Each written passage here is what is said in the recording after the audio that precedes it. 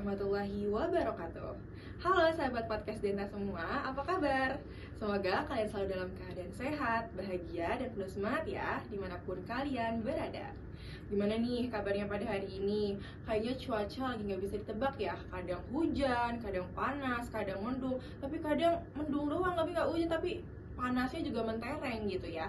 Nah, buat teman-teman yang mungkin sedang beraktivitas di luar rumah, tetap dijaga ya kesehatannya, dan jangan lupa dibawa jas hujan dan payungnya. Buat yang lagi dengerin sambil rebahan atau mungkin lagi dalam perjalanan, selamat menikmati waktu kalian dan terima kasih sudah mampir di podcast ini. Saya Aziziah Alia Mursida Ahmad, senang banget bisa kembali hadir menemani kalian semua di podcast Denta ini. Tempat kita membahas isu-isu penting seputar dunia kesehatan dan kemanusiaan dari perspektif yang menyeluruh. Bukan hanya medis, tetapi juga nilai-nilai spiritual dan kemanusiaan. Nah, pada episode kali ini, kita akan mengangkat tema yang sangat relevan dan menarik, yaitu Swipe Up untuk Selamat, meningkatkan literasi digital di kalangan Gen Z. Mungkin dari tema yang tadi sudah saya sebutkan, muncul ya beberapa pikiran di teman-teman gitu ya. Kenapa sih tema ini penting? Karena di era digital ini, kesiapsiagaan bencana tidak hanya bergantung pada respons fisik, tetapi juga pada kemampuan Gen Z dalam memahami, mengelola, dan menyebarkan informasi secara tepat. Bukan cepat ya, tapi tepat. Nah, literasi bencana digital ini berperan penting agar generasi ini mampu bersikap kritis, bertanggung jawab, serta tanggap dalam menghadapi risiko bencana. Nah, sahabat semua, kita kan tahu nih bencana bisa datang kapan aja tanpa bisa kita kira ya, entah itu gempa, banjir, longsor, atau yang lainnya.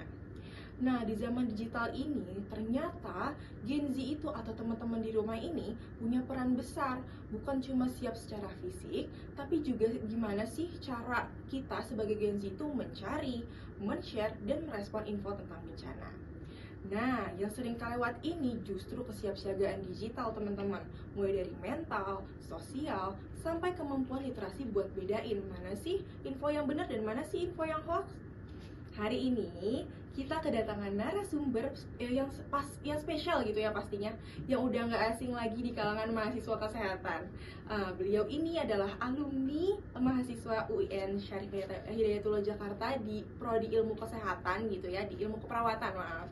Nah, beliau ini merupakan mahasiswa yang aktif dahulu dalam berbagai organisasi, kepanitiaan, dan juga sering meraih prestasi di bidang literasi, kreativitas, serta kepemimpinan. Nah, beliau ini juga merupakan penerima beasiswa Student Achievement Award UIN Jakarta selama 2 tahun berturut-turut, peraih juara lomba puisi dan lomba video kreatif tingkat nasional, serta aktif sebagai relawan di berbagai kegiatan sosial seperti program Sobat Mengajar Indonesia. Selain itu, beliau ini juga memiliki keahlian di bidang public speaking, design, editing, dan Microsoft Office. Wah, keren banget ya. Nah, teman-teman semua pasti udah penasaran banget ya siapa sih pemateri kita pada hari ini. Langsung saja kita sambut narasumber kita pada hari ini, Kak Cut Selin Nabila Putri. Hai. Tepuk tangan dulu dong, tepuk tangan. Makasih Kak. Gimana Kak kabarnya pada hari ini? Baik. Baik Kak. Gimana Kak perjalanan di Dubai? Nggak macet ya, Iya. Tumben ini Tumben. Ciputan. Sebuah kemustahilan. Iya betul. Biasanya udah macet ya Kak. Betul. Oke, kayak gimana nih Kak? Untuk hari ini cuaca di luar kayak tadi aku jalan mendung tuh Kak. Iya, mendung tapi tidak hujan. Mendung tapi tidak Tidak. hujan. Tapi tidak panas juga. Tidak. Mataharinya munculnya malu-malu Malu-malu, tapi mau muncul. tapi mau muncul. Nggak apa-apa. Oke, Kak, gimana Kak perasaannya kembali lagi nih Kak di podcast Denta sebagai demisioner? Keren banget gak sih? Tepuk tangan dulu. Aduh, tepuk tangan lagi.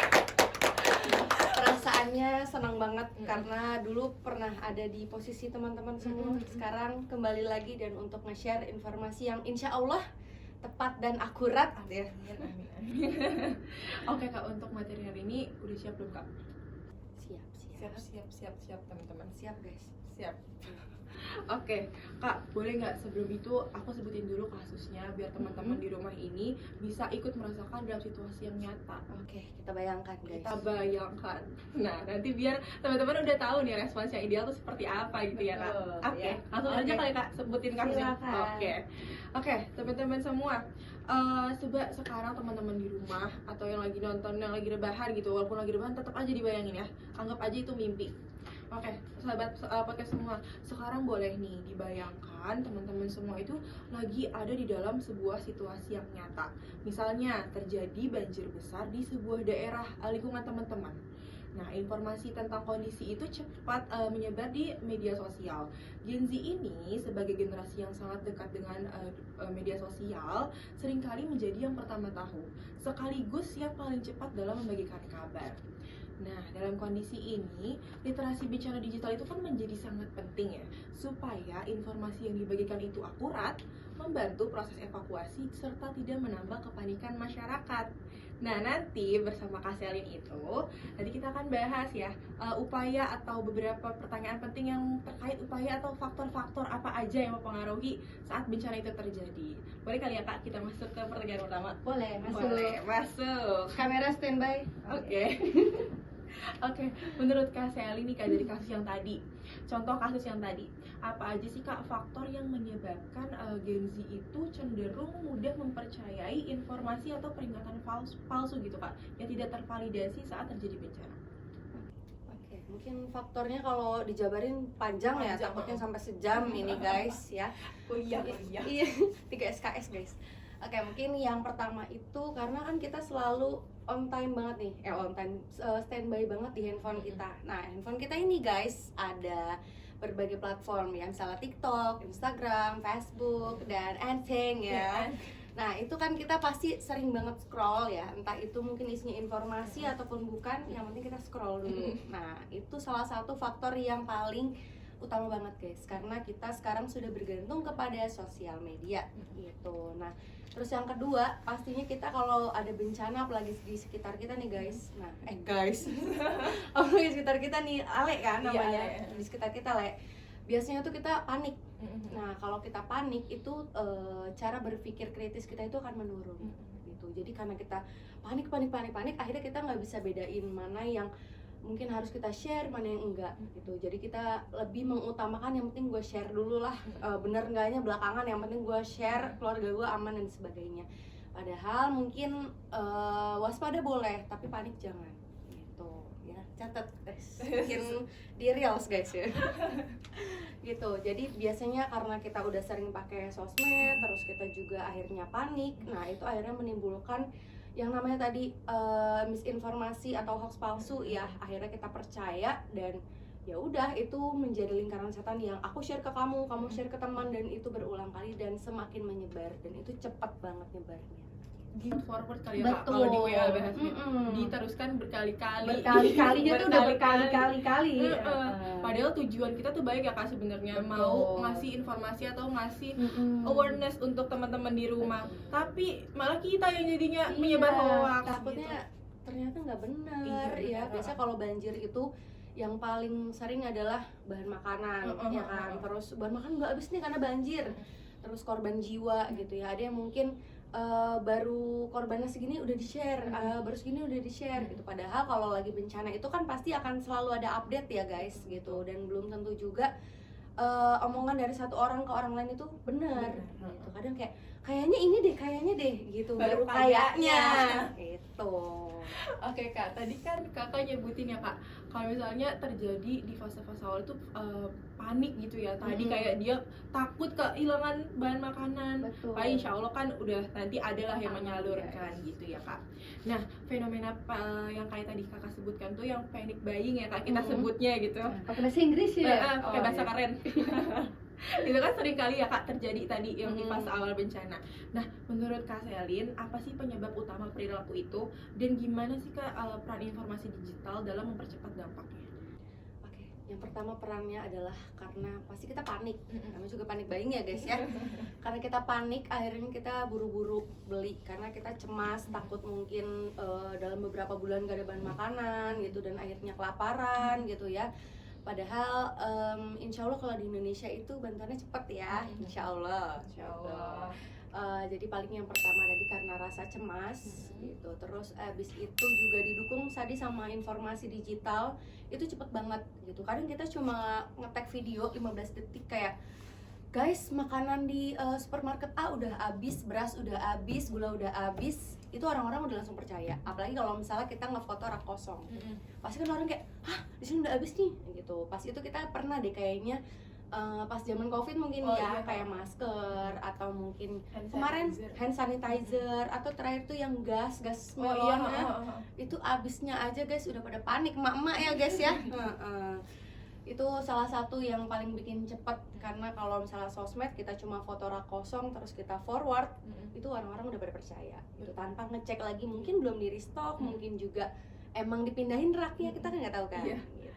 Iya bener Kak, apalagi kan Gen Z ini kan nyebar informasi, kan mereka juga nggak tahu ya Kak, yang lihat informasi mereka tuh siapa, kan kadang ibu-ibu ya Kak, Iya. ibu-ibu kadang suka, aduh gimana Gimana udah panik pencet dulu yang Iya. penting masuk ya. Betul.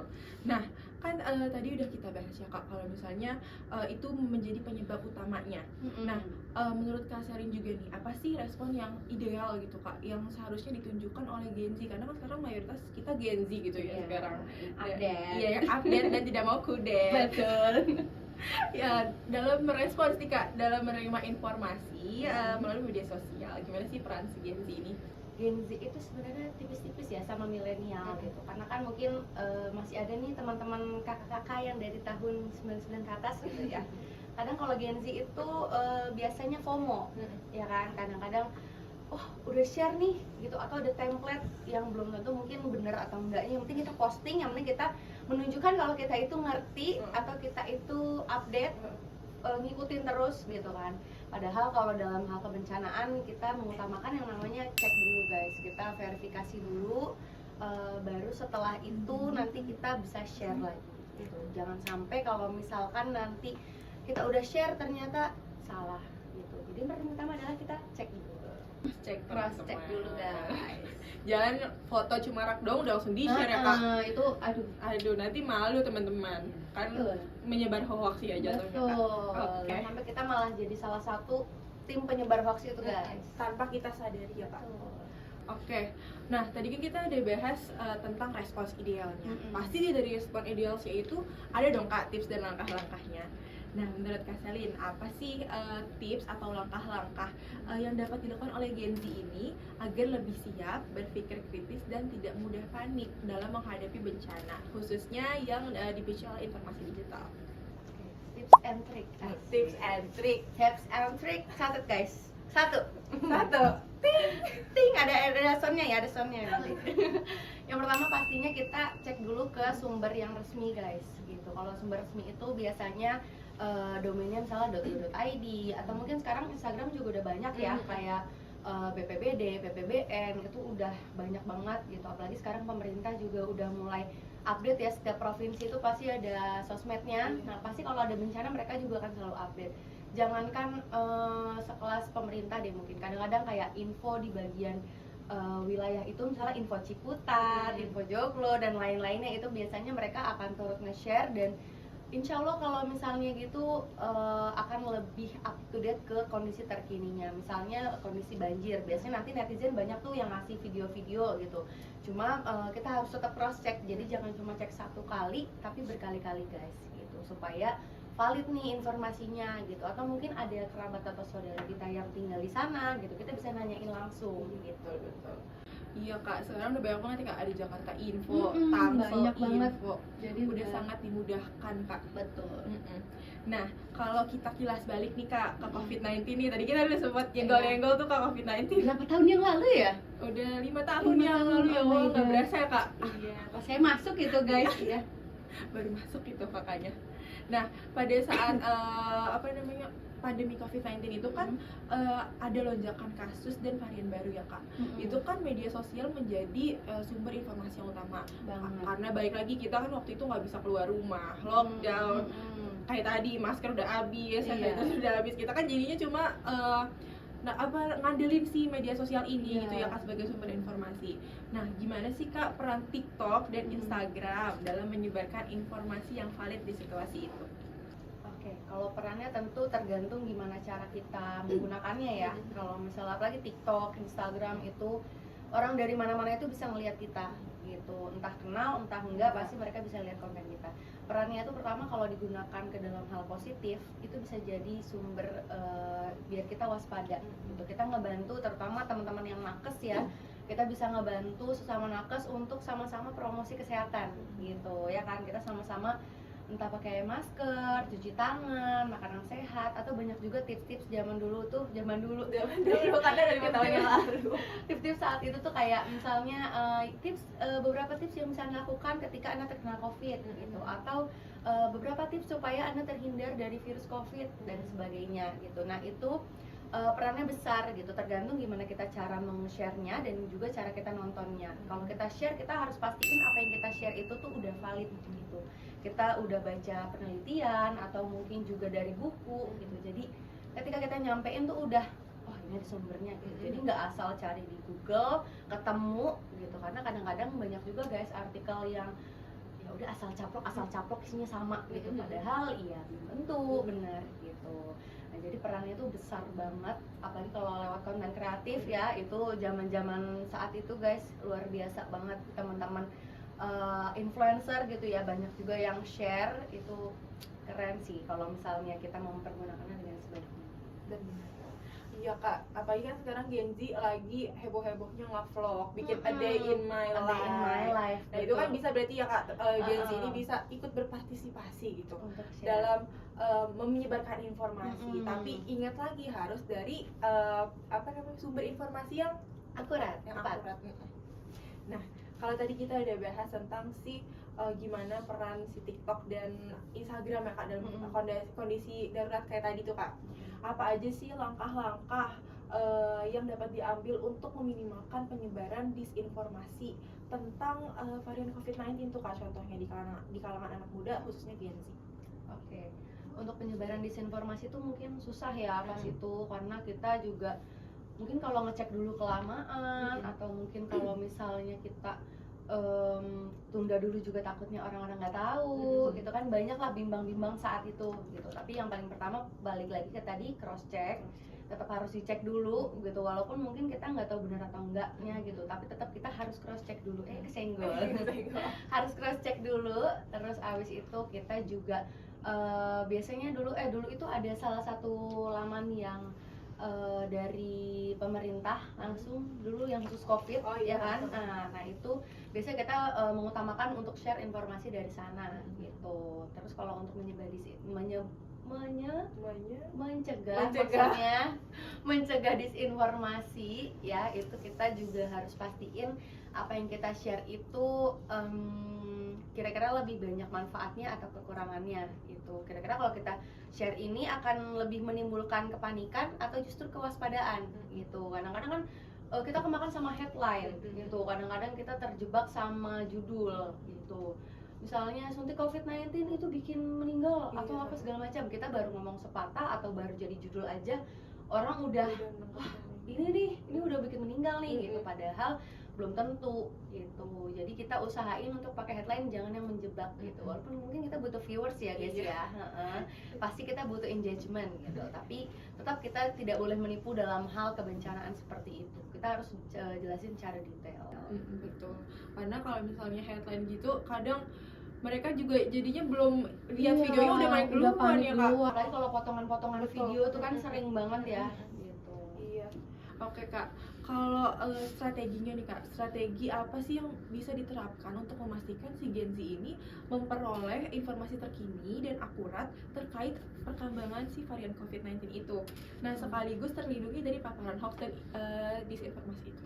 Mungkin tadi udah cukup terjawab di awal kali ya, terkait cross check segala macam. Nah mungkin kita juga punya proteksi diri guys gitu, apalagi sebagai Gen Z yang udah ngerti berbagai platform ya, jangan sampai terjebak oleh status-status Facebook ya, atau mungkin forward di grup gitu. Jangan sampai kita malah menyebarkan itu ke keluarga kita sendiri gitu. Apalagi pas zaman COVID itu sering banget yang share ke grup keluarga ya, mungkin dari orang tua kayak misalnya waspada ini. Nah orang tua kita udah panik ke share ke kita, kitanya malah ikutan panik gitu. Jangan sampai seperti itu. Kita berusaha untuk memberikan peran sebaik mungkin supaya kita juga bisa mengatasi itu. Jadi kalau kayak gitu memperkeruh situasi ya Kak, bukan malah kita mah tenang, jadi bukan tambah menenangkan malah memperkeruh. Iya, gitu. Akhirnya orang-orang panik dan malah mindsetnya kayak aduh jangan-jangan aku covid ya. Iya, ih bener banget. Banyak banget kayak gitu. Betul. Kalau tadi nih kita udah ngobrolin soal COVID-19 gitu ya Kak, mulai dari lonjakan kasus sampai gimana sih peran si media sosial kayak TikTok dan Instagram itu bisa nyebarin informasi yang tentang informasi yang paling tentang varian yang baru. Aduh grogi kan nih. Aduh, aku liatin dulu kelihatan. Nah, kalau balik lagi nih ke pengalaman Kak Selin pribadi, waktu masa-masa COVID itu kan banyak ya Kak hal yang berubah termasuk lahirnya Denta. Betul Asik. guys. Nah, boleh nggak sih Kak diceritain gimana sih rasanya waktu awal-awal banget ada Denta? Oke, pas awal-awal ada Denta itu jadi pada suatu hari. Pada suatu hari. Nanti harus ada efeknya ya kayak bergetar-getar gitu guys ya. Jadi pas itu kan COVID-19 tahun 2019 ya munculnya. Cuma pas itu kan aku baru masuk kuliah 2020 ya. Jadi pas itu libur 2 minggu ternyata nyampe-nyampe 2 tahun. Bagus ya. Pas itu Denta itu masih berjuang keras banget mungkin ya, karena banyak mahasiswa yang sebenarnya tertarik banget. Kita dulu tuh banyak banget peminatnya. Sampai sekarang malah sekarang udah enak banget bisa praktek langsung. Cuma pas zaman COVID itu karena kita terbatas oleh lockdown, PSBB, atau mungkin kalau kemana-mana harus pakai masker, nggak boleh ngadain kegiatan lebih dari 10 orang, 12 orang gitu. Kita susah banget yang namanya ngadain kegiatan secara langsung gitu. Alhasil kita cuma by sosmed atau by grup WA ya. Itu kita kayak main games lewat WA. Nah, dibayangin gimana ya cara main games dalam WA ya. Itu dulu kita ada divisi PSDM ya. Asik PSDM. Mana suara kita masih itu bikin games secara grup WA. Jadi biar teman-teman walaupun lewat handphone kita tetap bisa akrab satu sama lain gitu. Ya paling ya sekedar itu, tapi kalau untuk kebencanaannya jujur mungkin kita belum bisa praktek langsung ya. Mungkin beberapa kali adalah gitu. Tapi kalau saat bener-bener PSBB-nya itu kita sama sekali nggak bisa ngadain gitu. Berarti membangun bondingnya unik banget ya Kak? Iya, lewat Zoom ya. Dari kita juga nggak tahu nih teman kita yang ini gimana sih bentukannya, kadang-kadang kayak kadang di kamera cakep banget gitu. Pas kan gue lebih cakep Masya Allah.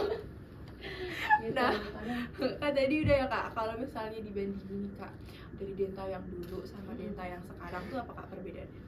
wah jauh banget guys, jauh banget ya. Karena kalau dulu itu mungkin masih merintis ya, kalau sekarang udah mewariskan. Asik. Udah bukan perintis mereka guys, pewaris ya. Pewaris diri Kak Selin. Jadi pas itu mungkin kita masih yang kayak mempertahankan anggota, terus juga gimana caranya biar masih pada tetap join gitu. Terus juga apalagi kuliahnya kan masih padat, tapi padatnya tuh by online ya. Jadi kita sempat burning out juga gitu ya, burn out gitu. Kalau sekarang mungkin alhamdulillahnya udah bisa ketemu langsung, terus juga kegiatannya kita bisa ngerasain gitu, kayak misalnya vertical rescue kita udah bisa ngerasain langsung bentukannya seperti apa gitu, atau water rescue atau mungkin pelatihan gitu, kita bisa ketemu langsung. Itu jadi jauh banget, dan sekarang kita juga udah banyak banget relasinya di Denta, luar biasa. Masya Allah. Keren banget sih. Wah, Berarti dulu pada saat pelatihan itu Kak online atau gimana? online Full online. Iya. Semuanya di online kan? Jadi yang kita cari bukan tempat, tapi Zoom premium. Biar bisa lebih dari segi. Iya, yang penting karena kalau kita lagi nge-Zoom tiba-tiba waktu tersisa 40 menit. Iya. Ya, Aduh, tapi langsung ini waktu 40 menit jadi lagi. kita udah otomatis gitu. Oke Kak, kalau tadi nih kita kan udah ngomongin ya perbedaan Denta yang dulu dan Denta yang sekarang, kayak lagu ya. Denta yang dulu Setel musik. Nah, pengalaman pribadi Kakak nih. Kakak berarti dari PSDM Kak. Nah, pribadi Kakak sendiri selama di Denta itu tuh gimana sih? Pengalamannya seru banget sebenarnya guys. Cuma karena pas itu kita online jadi kayak aduh, kayak ada rasa menyesal gitu sekarang kenapa baru sekarang bisa kegiatan offline-nya gitu. Tapi overall Denta itu ngajarin banyak hal sih, asik. Apalagi kebencanaan ya, kita dilatih buat lebih berani, terus kita lebih powerful lah ibaratnya. Kita harus punya bekal ilmu, kita turun langsung ya, itu salah satu yang bisa kita rasain. Jadi pada saat bencana kita udah tahu ya Kak peran kita harus Betul, ngapain. betul. Nah, kita udah punya ilmunya ya. Betul Alhamdulillah. sekali. Masya Allah banget ya teman-teman, banyak nih Kak Selin, luar biasa banget nih pengalamannya, sangat keren, luar biasa banget nih Kak, insight yang kita dapat dari Kak Selin sangat banyak nih teman-teman hari ini. Nah kita juga jadi semakin paham ya bahwa literasi bencana digital itu bukan sekedar tentang bagaimana sih kita menggunakan media sosial, tapi juga tentang tanggung jawab dalam menyaring, membagikan, dan merespons informasi di tengah situasi yang darurat. Nah, untuk sahabat podcast semua, semoga obrolan kali ini bisa membuka mata kita bahwa sebagai bagian dari Gen Z, kita mempunyai peran penting bukan hanya untuk diri sendiri, tapi juga untuk masyarakat luas. Kritis, bijak, dan peduli adalah kunci utama supaya kita bisa menjadi agen perubahan yang positif di era digital ini. Terima kasih banyak untuk Kak Selin dan ilmu yang sudah telah dibagikan pada hari ini Kak. Semoga ilmunya bermanfaat, amin. Dan Kak Selin juga semakin sukses di bidang akademik, organisasi maupun kontribusi sosialnya, amin. Nah sebelum diakhiri nih Kak, boleh gak sih Kak Selin menyampaikan pesan atau motivasi kepada para pendengar Gen Z? Nih untuk Angmut Kak, kan ada Angmut, ada Angerus. Angmut itu apa ya? Angkatan muda. Oh, Angerus? Angkatan penerus. Oh, iya ada sebutannya guys sekarang ya, Angmut, Angerus. Ya, saya mah dulu ya, Allah, Marmut. Marmut. Oke. Kesan-kesan tuh kayak kata-kata bijak gitu. Iya betul, yang memotivasi dia semangat. Berarti fokus kamera ke sini. Fokus kamera ke sini. Kesan-kesannya buat teman-teman semua yang ada di luar sana, tetap jaga kesehatan. Apa lagi ya? Kesehatan. Muter dulu. Oke. Teman-teman semua jaga kesehatan, terus juga waspada untuk meng-share informasi yang salah atau yang palsu. Utamakan cross check ya, jangan sampai teman-teman jadi salah satu tim penyebar hoax itu, apalagi yang jadi buzzer ya. Tolong jangan sampai itu disangkut pautin ke dalam hal bencana ataupun kesehatan, karena dampaknya akan sangat besar ya, apalagi kaum atau gen atas ya yang mungkin masih belajar dalam hal sosial media. Jangan sampai kita jadi salah satu orang yang terlibat untuk menipu mereka semua guys, seperti itu. Tuh guys, diingat, pokoknya jangan sampai jadi buzzer atau informasi dicek dulu, jadi kita tidak menjadi penyebar hoax secara tidak langsung. Iya betul. Diingat motivasi kita hari ini dari Kak Selin. Oke, baik. Memotivasi tuh kayaknya motivasi, ya. Nanti saya cari dulu ya guys ya di next podcast ya mungkin ya. Nanti saya cari caption yang lebih oke gitu. Asik. Nanti ditunggu ya selanjutnya podcast dengan Kak Selin. Oke, baik. Sahabat podcast semua, jangan lupa untuk terus jaga kesehatan, tingkatkan literasi digital, dan selalu jadi pribadi yang bijak dalam bermedia sosial. Kalau kalian merasa episode ini bermanfaat, boleh banget nih di-share ke teman-teman kalian agar makin banyak yang tercerahkan. Nah, sebelum kita tutup nih Kak, boleh nggak kita jargon dulu? Boleh. Masih wajib Kak? Beda. Jangan menyindir dong. Aduh, ini panitia.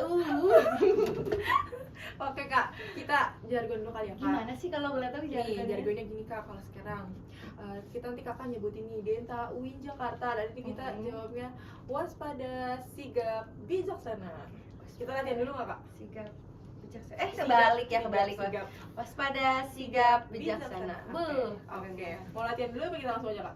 Langsung aja, sikat. Oke, ayo Kak. Oh, aku yang ngomong ya? Iya Kak, yang ngomong. Siap, 1, 2, 3. Denta UIN Jakarta. Iya. Denta UIN Jakarta, waspada, sigap, bijaksana. Wah, ternyata kita udah sampai di penutupan. Alhamdulillah. Oke, baik, terima kasih sekali lagi saya ucapkan kepada Kak Selin. Oke, baik teman-teman, saya Azizia Alia Mursid Ahmad pamit undur diri. Sampai jumpa di episode berikutnya dengan topik yang tidak kalah menarik. Wassalamualaikum warahmatullahi wabarakatuh. Dah.